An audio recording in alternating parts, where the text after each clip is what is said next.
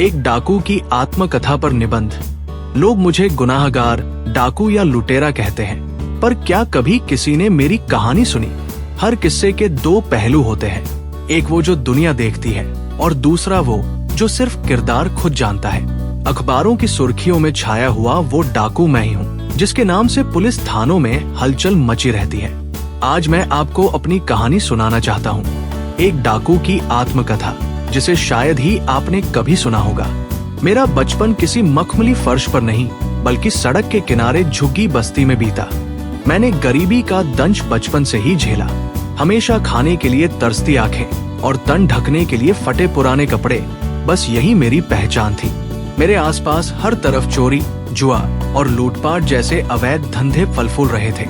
School जाने के बजाय मैं भी उसी दलदल में फंस गया। छोटी मोटी चोरी से शुरुआत हुई, जो धीरे धीरे आदत में बदल गई। एक रात चोरी करते पकड़ा गया। जेल की सलाखों के पीछे बिताए उन दिनों ने मुझे तोड़ कर रख दिया।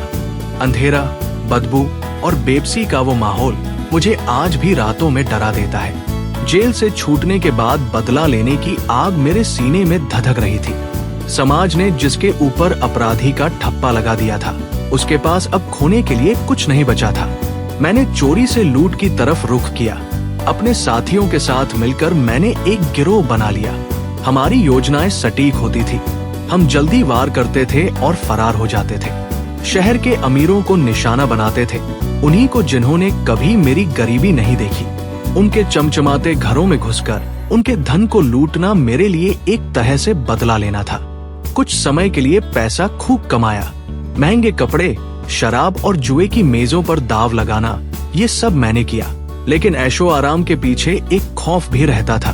पुलिस का लगातार खौफ, हर आहट में संदेह और हर चेहरे में मुखबिर का डर। रातों की नींद हराम हो गई। जिंदगी लगातार भाग दौड़ में बदल गई। एक रात एक बड़े हीरे के व्यापारी के घर डाका डालने का प्लान बना। सब कुछ बिल्कुल ठीक चल रहा था, लेकिन अचानक एक कमरे से चीख निकली। अंदर जाने पर एक छोटी बच्ची रो रही थी। उसके माता पिता बेहोश पड़े थे। उस मासूम चेहरे पर डर देखकर मेरे पैरों तले जमीन खिसक गई। वो डर वैसा ही था जैसा बचपन में पुलिस के सामने खड़े होने पर मुझे महसूस हुआ था।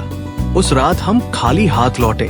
पुलिस को भनक तक नहीं लगी, लेकिन उस बच्ची का चेहरा मुझे सताता रहा। पहली बार मैंने अपने किए पर पछतावा किया। शायद यही वो पल था जिसने मेरी जिंदगी का रुख बदल दिया। मैंने अपने गिरोह के साथियों से दूरी बना ली और मैंने चोरी करना छोड़ दिया।